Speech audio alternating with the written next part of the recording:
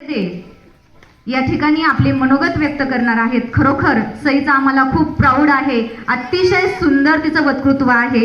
हिने या अगोदरही अतिशय सुंदर अशा प्रकारचं आपलं वक्तृत्व सादर करून तालुका स्तरावर आणि जिल्हा स्तरावरती आपलं नाव उज्ज्वल केलेलं आहे, आपल्या गावाचं नाव उज्ज्वल केलेलं आहे. त्याचबरोबर तिचे अनेक व्हिडिओ आपल्याला यूट्यूबवरतीही बघता येतील. आपलं गाव ऑनलाईन सुद्धा आहे आणि आपण सायन्स आणि टेक्नॉलॉजीच्या मध्ये सुद्धा कमी नाहीत हे सुद्धा सईने आपल्याला दाखवून दिलेलं आहे. पुनश्च एकदा सईसाठी जोरात टाळ्या. अगोदरच सई जेधे. आकाशात उडायचे असेल तर उंची मोजू नये, आकाशात उडायचे असेल तर उंची मोजू नये, पाण्यामध्ये पोहायचे असेल तर रुंदी मोजू नये, पाण्यामध्ये पोहायचे असेल तर रुंदी मोजू नये. जर का माझे भाषण ऐकायचे असेल तर आपसात गोंधळ करू नये, आपसात गोंधळ करू नये. भोला भारत माता की वंदे वंदे. सूर्याप्रमाणे तेज दिसणारे व्यासपीठ, चंद्राप्रमाणे शीतल छाया दिसणारे परीक्षक आणि चांदण्याप्रमाणे चमकणाऱ्या माझ्या विद्यार्थी मित्रांनो, हरियाली हर तरफ लहलाने दो, हरियाली हर तरफ लहलाने दो, मेरे देश को महान कहलाने दो, मेरे देश को महान कहलाने दो.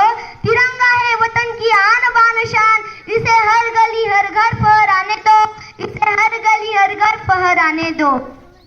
आजच्या कार्यक्रमाचे अध्यक्ष सन्माननीय व्यासपीठ, गुरुजन वर्ग आणि इथे जमलेल्या माझ्या देशभक्तांनो, आपला भारत देश 15 ऑगस्ट 1947 रोजी ब्रिटिश साम्राज्यातून स्वतंत्र झाला.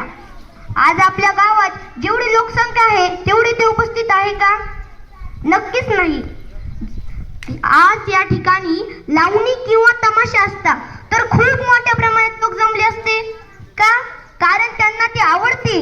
जरा तुम्ही हा विचार करा की जर भारत देश स्वतंत्र झाला नसता तर आपल्या जीवनाचा तमाशा झाला असता की नाही? हो, नक्कीच आपल्या जीवनाचा तमाशा झाला असता.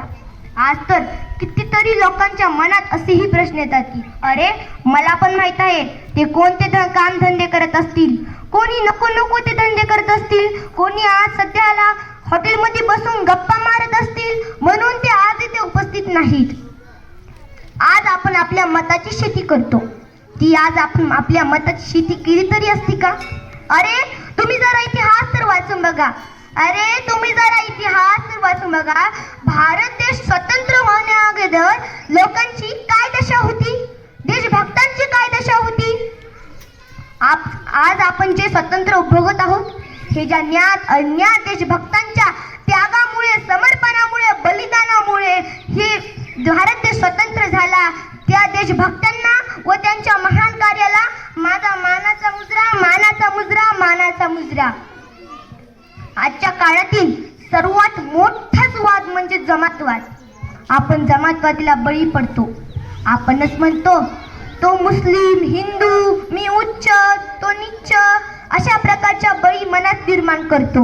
मग आपण या जमातवादीला बळी पडतो.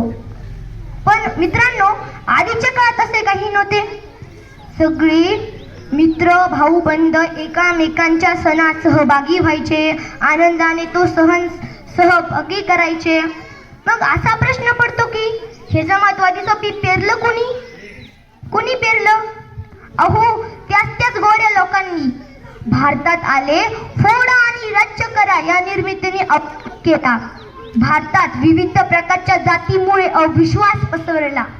पण मित्रांनो, आपण या जमातवादीला बळी पडायचंच नाही. आपला हा भारत देश, या भारत देशात आपल्याला गुन्ह्या गोविंदासारखं राहायचं आहे. खरे ना? लक्षात ठेवा मित्रांनो, जेव्हा एखादा संकल्प उत्साहाचे रूप धारण करतो तेव्हा त्यात लाखो लोकांचे संकल्प जोडले जातात.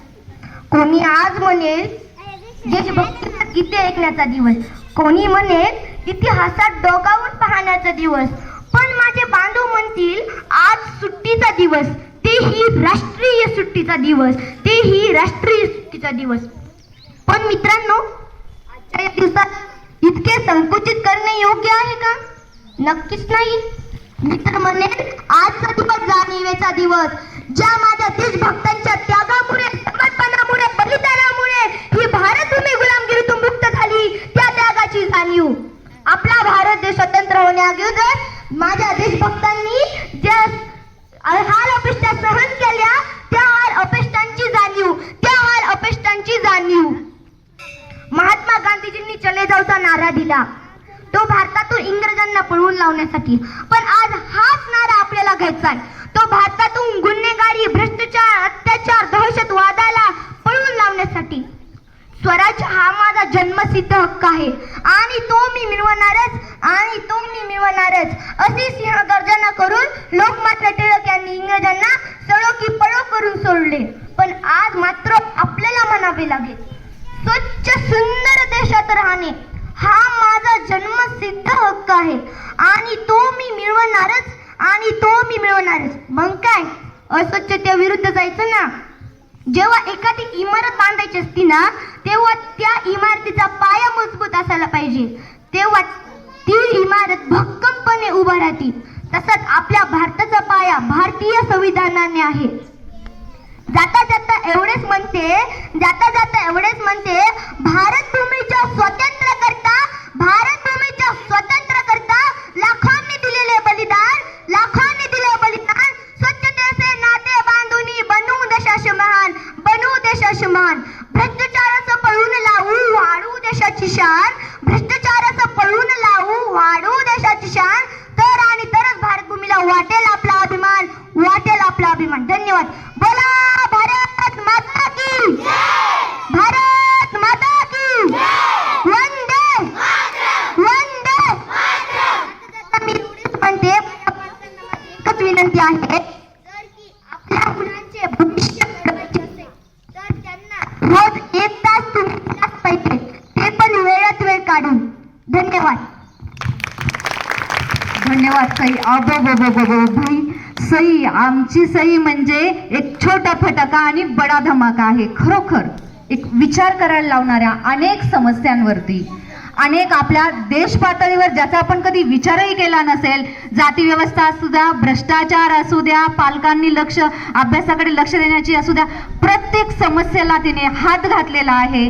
खरोखर सई, आपण म्हणतो knowledge is wealth, knowledge is power. Knowledge काय असतं हे सईकडे बघून कळेल आपल्याला. ज्ञान म्हणतात ना, शिक्षण हे वाघिणीचे दूध आहे, ते पिल्यानंतर माणूस गुरगुरल्याशिवाय राहणार नाही. याला म्हणतात गुरगुरणी, याला म्हणतात चळवळ आणि याला म्हणतात देशभक्ती. अशी ही सईने अनेक प्रश्नांना हात घालून आपणा सर्वांना विचार करण्यास भाग पाडले. धन्यवाद सई. अतिशय सुंदर असं तू तुझं मनोगत व्यक्त केलेलं आहे. यानंतर आपल्या शाळेत